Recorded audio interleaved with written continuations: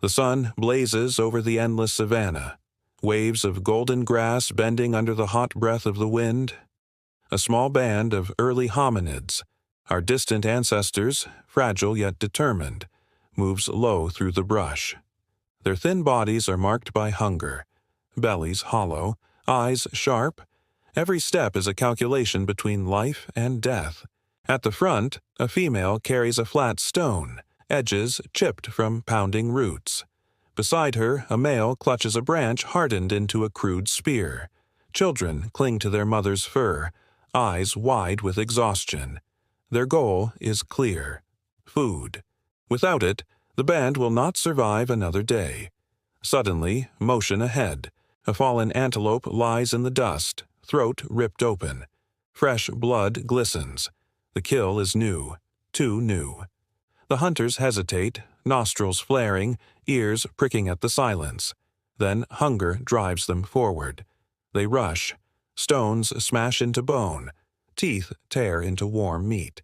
Fingers scoop steaming entrails. For a moment, the savanna echoes with the sound of survival, desperate mouths ripping life from death. Children fight over scraps and mothers push marrow into their infants' hands. But survival has a price. From the shadows of tall grass, golden eyes burn. A massive cat emerges, Machairodus, a giant saber-toothed predator, its fangs long as daggers. Muscles ripple beneath spotted fur as it slinks closer, furious that its kill has been stolen.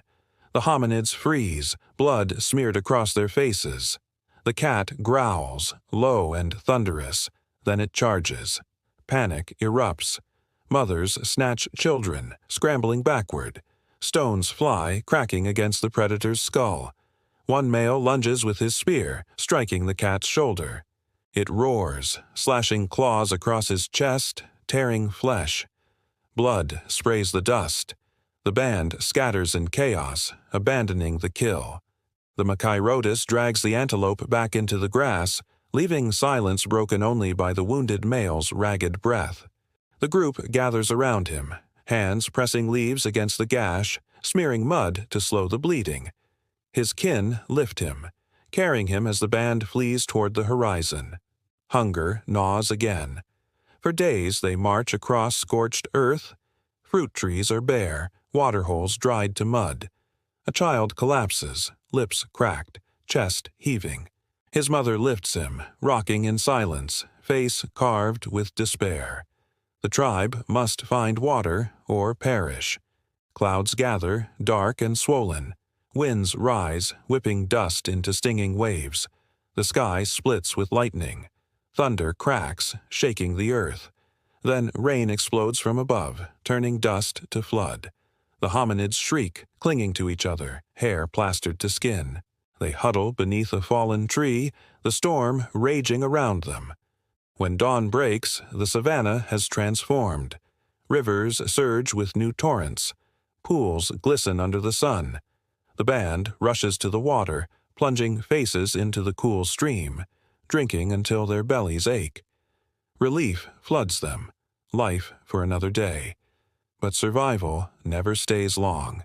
Across the river, another band appears, rivals, gaunt and hungry. They too see the water, the fruit nearby, the herds grazing at the edge of the plains. Eyes lock, sticks rise, stones are clutched. The tension tightens like a bowstring. Then violence explodes. Stones crack against bone. Spears jab. Screams echo across the floodplain. One rival is dragged into the river, water swirling red around his thrashing body. A mother shields her child behind a rock as males clash, teeth tearing, fists pummeling. Finally, the rival band breaks, retreating into the tall grass, leaving behind their fallen. The victors stand heaving, faces cut, bodies trembling. They drag fruit from the trees and gather fish from the river's edge. But blood stains the water. Their relief is heavy with grief. Night falls. Fire flickers, embers carried from a lightning-struck tree. The band gathers around it, faces lit in gold and shadow. The wounded male lies still, chest rising weakly. His mate chews bitter herbs, pressing pulp into his wounds, binding them with grass. Primitive medicine, fragile hope.